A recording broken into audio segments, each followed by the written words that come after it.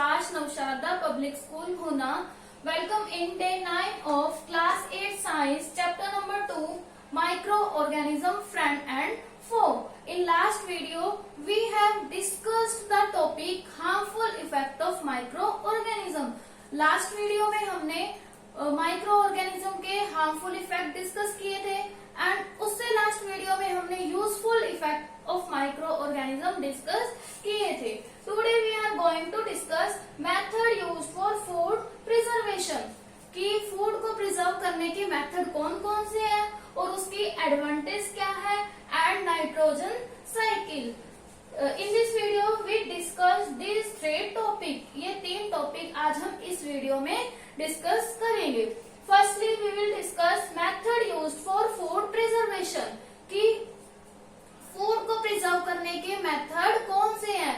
You should know the meaning of food preservation. What is food preservation? देखिए food preservation क्या होता है. The method by which spoilage of food can be protect. मतलब कि हम क्या कर सकते हैं, स्पॉइलेज ऑफ फूड को प्रिवेंट कर सकते हैं. ठीक है, उसे हम क्या बोलते हैं, फूड प्रिजर्वेशन. या फिर वो जो मेथड है जो फूड को स्पॉइल होने से बचाने के लिए यूज किए जाते हैं वो मेथड कौन से होते हैं, फूड प्रिजर्वेशन के मेथड. अब देखिए फूड प्रिजर्वेशन के मेथड जो हैं वो भी अलग अलग टाइप के होंगे. देखते हैं कौन कौन से मेथड हैं जो फूड को प्रिजर्व करने के लिए यूज किए जाते हैं. फर्स्ट मेथड है chemical method. Okay, first method is chemical method.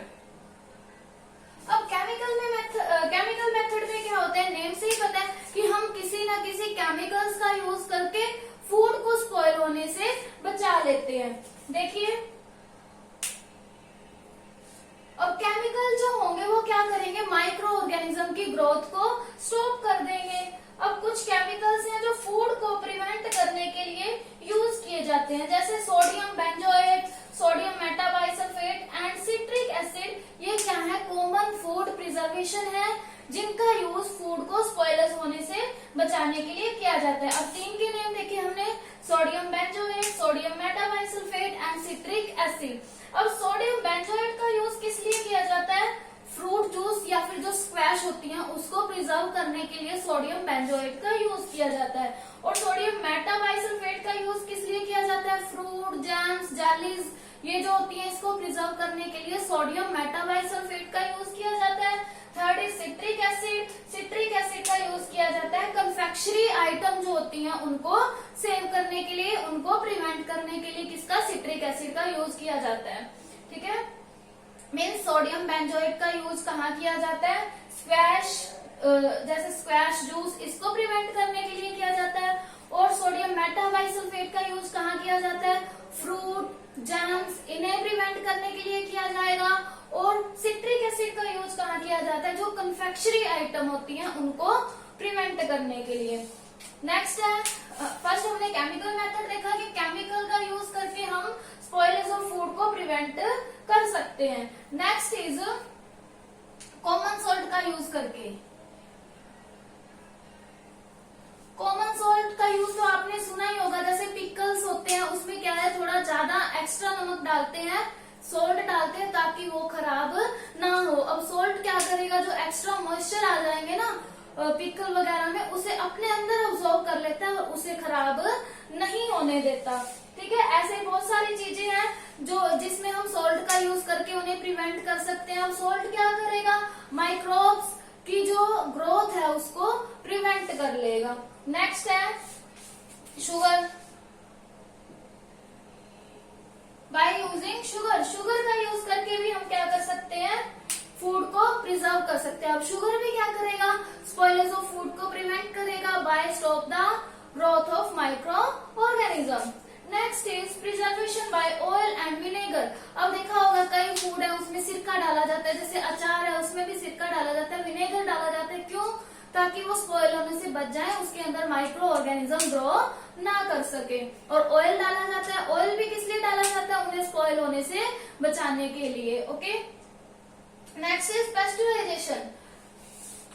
Sugar के बाद हमने क्या पढ़ा, ऑयल एंड विनेगर का यूज करके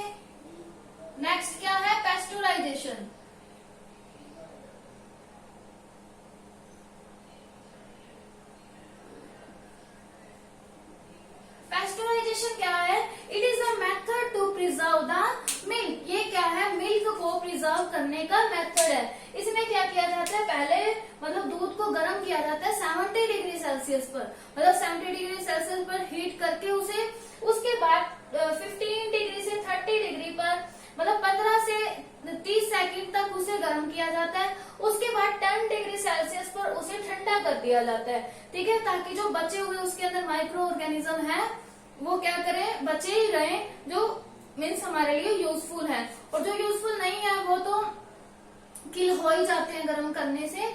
अब देखो एकदम से पहले उसे गर्म किया 70 डिग्री सेल्सियस पे, उसके बाद ठंडा किया, ठंडा करने के बाद 10 डिग्री सेल्सियस पे उसे बॉटल्स में फिल कर लिया जाता है। इससे फिर वो क्या है? लॉन्ग टाइम तक प्रिजर्व रह सकता है।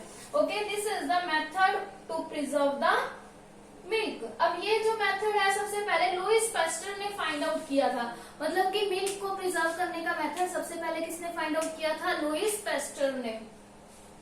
नेक्स्ट है बाय कूलिंग और फ्रीजिंग। 5 मेथड हमने देख लिए, 6 मेथड है बाय कूलिंग और फ्रीजिंग। कूलिंग फ्रीजिंग से देखा होगा आपने, घर में हम क्या करते हैं? चीजों को फ्रिज में स्टोर करते हैं। फ्रिज में स्टोर करने से उसके अंदर माइक्रो ऑर्गेनिज्म ग्रो नहीं करते, जिससे स्पॉयलेज ऑफ फूड से प्रिवेंट हो जाता है, ठीक है। नेक्स्ट है बाय डिहाइड्रेशन। डिहाइड्रेशन से क्या होता है?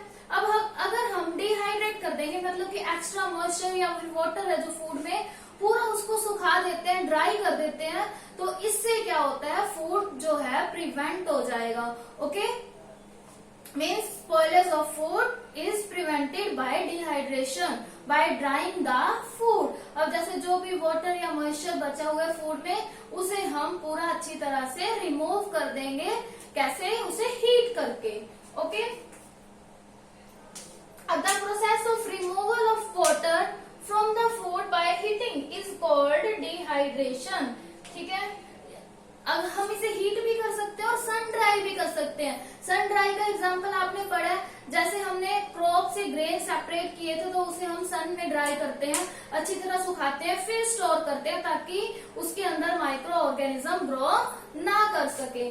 तो these are the method of food preservation. First is chemical method, means हम केमिकल्स का यूज करके, केमिकल कौन कौन से? Sodium benzoate, sodium metabisulphite and citric acid. उसके बाद कॉमन सॉल्ट का यूज करके, शुगर का यूज करके, ऑयल एंड विनेगर का यूज करके, पेस्चराइजेशन, और by dehydration and by cooling और फ्रीजिंग। इन सब मेथड का यूज करके हम फूड को स्पॉइल होने से प्रिजर्व कर सकते हैं। फूड को प्रिजर्व कर लिया, अब आगे ये बात ये है कि फूड को प्रिजर्व करने की एडवांटेज क्या है। तो एडवांटेज क्या है? इससे क्या होगा? फूड की वेस्टेज डिक्रीज हो जाती है और फूड के स्टोरेज का टाइम पीरियड इंक्रीज हो जाता है। दूसरा क्या है? अगर फूड अच्छी तरह से प्रोटेक्ट रहेगा तो उसके जो न्यूट्रिशन है, मीन्स उसके अंदर जो भी न्यूट्रिशनल चीज है वो मेंटेन रहेगी, वो खराब नहीं होगी, और वो हमें क्या करेगा? हमारी बॉडी में जाकर हमें अच्छी तरह से न्यूट्रिएंट प्रोवाइड करेगा। ओके, नेक्स्ट है, अगर फूड लॉन्ग टाइम तक स्टोर रहता है तो इसे हम दूर तक ले जा सकते हैं, और ऑफ सीजन मान लो कि वो उस फ्रूट का या वेजिटेबल का सीजन ऑफ हो गया, तो ऑफ सीजन में भी हम उन चीजों का यूज कर सकते हैं अगर हम उसे अच्छे से स्टोर करते हैं और उन्हें अच्छे से प्रिजर्व करके रखते हैं।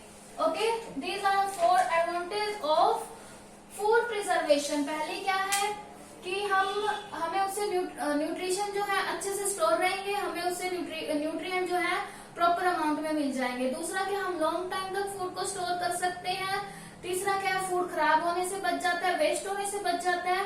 फोर्थ ये है कि हम ऑफ सीजन में भी उस फूड का यूज कर सकते हैं जिस फूड का सीजन अब नहीं है, या अगर फूड लॉन्ग टाइम तक सेव रहेगा तो उसे हम दूर प्लेस पे भी लेकर जा सकते हैं। तो these are the advantage of food preservation and method of food preservation.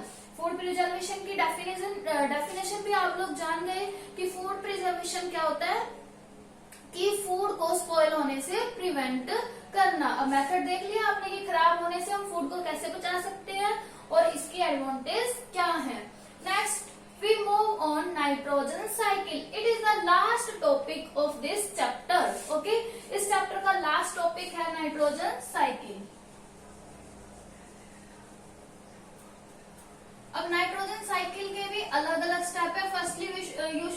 About what is nitrogen cycle. सबसे पहले आपको ये पता होना चाहिए कि नाइट्रोजन साइकिल है क्या। अब क्या है circulation of nitrogen. Nitrogen cycle के नाम से ही पता चल रहा है कि नाइट्रोजन का सर्कुलेशन है। Circulation of nitrogen through living things and non living environment. Living things means plant और एनिमल हो गए, नॉन लिविंग थिंग्स के थ्रू जैसे एयर, वाटर, ठीक है, इन सब के थ्रू क्या होगा, नाइट्रोजन साइकिल चलता रहेगा। कैसे? Circulation of nitrogen in the living things, मतलब लिविंग थिंग्स में नाइट्रोजन का circulation through the non living things जैसे एयर, वाटर एंड सोइल। तो इस पूरे साइकिल को हम क्या बोलते हैं, नाइट्रोजन साइकिल। अब होता क्या है इसमें, सबसे पहले देखो एटमॉस्फेरिक नाइट्रोजन होती है, मीन्स जो हमारा एटमॉस्फेयर है उसमें नाइट्रोजन प्रेजेंट है।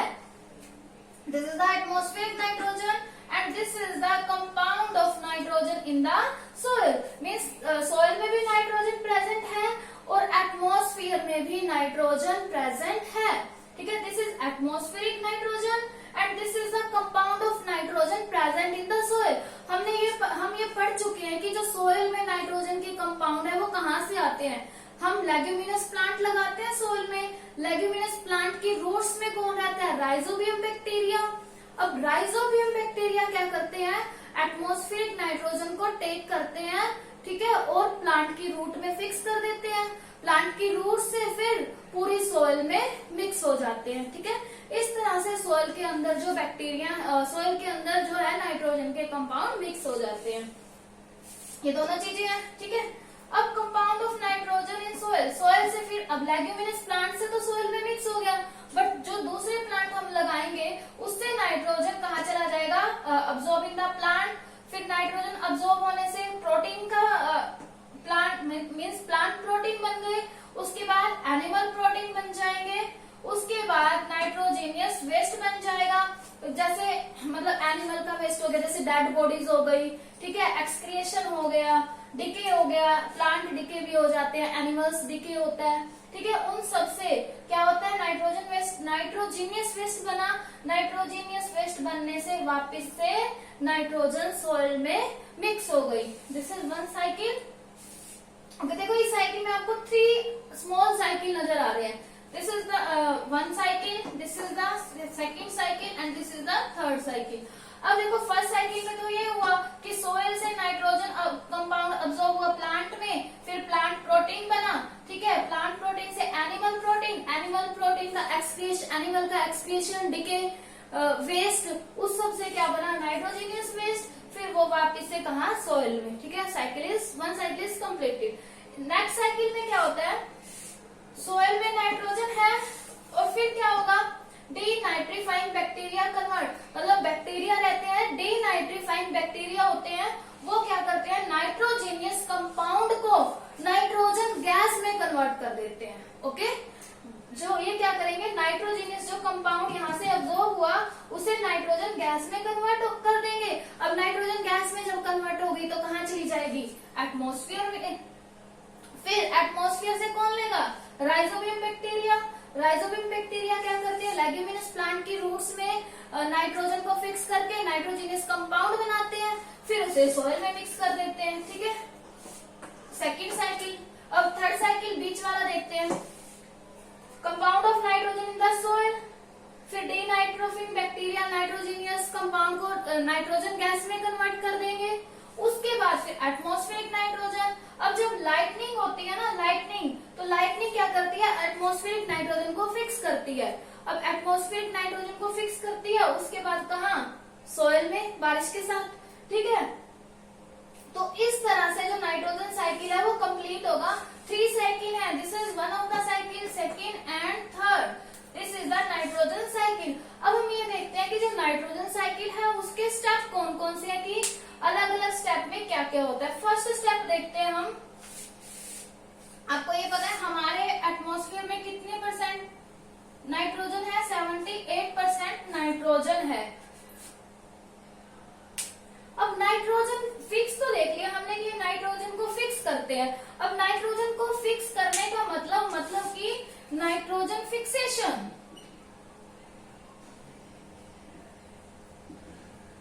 Nitrogen fixation, what is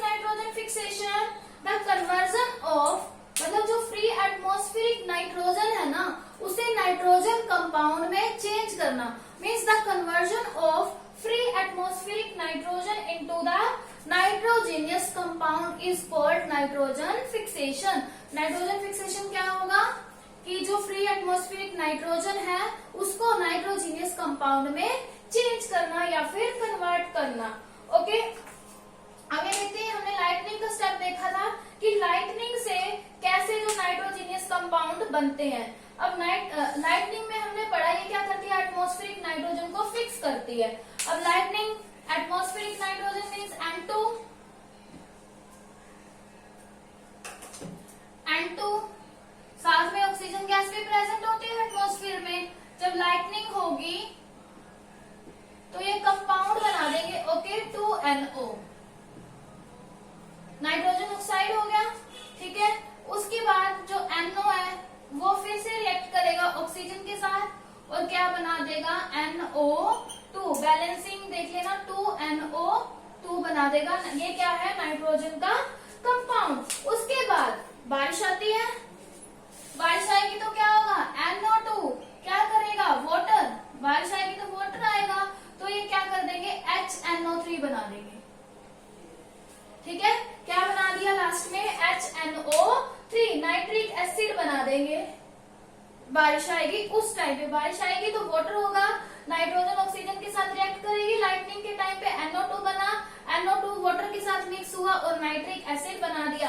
acidic rain में भी इस तरह से होता है कि HNO3 बन गया, नाइट्रिक एसिड, इसी को एसिडिक रेन बोलते हैं, ठीक है। बट जहाँ फैक्ट्रीज वाले एरिया होते हैं वहां पर एसिडिक रेन के चांसेस ज्यादा होते हैं क्योंकि वहां पर हार्मफुल गैसेस एयर में ही मिली रहती हैं, ठीक है।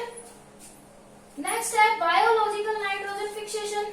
बायोलॉजिकल में फिर से यही आएगा, दो स्टेप हो गए यहाँ पर हमारा। देखो ये लाइटनिंग वाला हो गया, ये हमने पढ़ लिया कि लाइटनिंग से कैसे होता है, ठीक है। ये सारा वापस कहाँ मिलेगा, सोयल में ही आके मिलेगा ना जब बारिश फॉल होगी।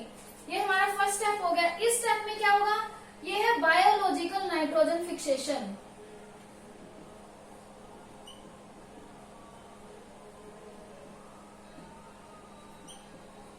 This is the biological nitrogen fixation. वही राइजोबियम बैक्टीरिया लेग्यूमिनस प्लांट की रूट में रहते हैं, बहुत बार डिस्कस कर चुके हैं हम कि वो एटमॉस्फेरिक नाइट्रोजन को फिक्स करते हैं और नाइट्रोजन कंपाउंड में चेंज करते हैं।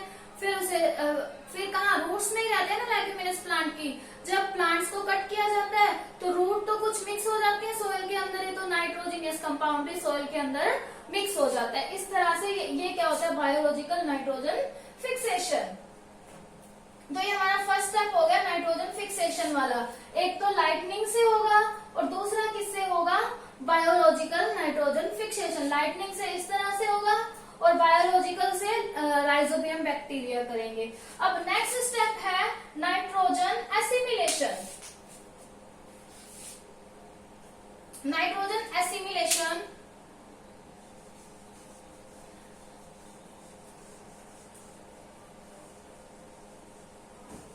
अभी आपको पता होना चाहिए कि नाइट्रोजन एसिमिलेशन होता क्या है। क्या होता है नाइट्रोजन एसिमिलेशन, इनऑर्गेनिक जो कंपाउंड होते हैं ना नाइट्रोजन के, उसको ऑर्गेनिक कंपाउंड में चेंज करना, ठीक है। जो क्या करते हैं, लिविंग ऑर्गेनिज्म का पार्ट होते हैं। इनऑर्गेनिक कंपाउंड को किस में चेंज कर देते हैं, लिविंग में, जो क्या होते हैं, लिविंग ऑर्गेनिज्म का पार्ट, ठीक है। सेकंड स्टेप, फर्स्ट स्टेप क्या है नाइट्रोजन साइकिल का, नाइट्रोजन फिक्सेशन। इसके भी दो स्टेप है। फर्स्ट क्या है, लाइटनिंग, और बी पार्ट क्या है, बायोलॉजिकल। सेकंड स्टेप है नाइट्रोजन एसिमिलेशन।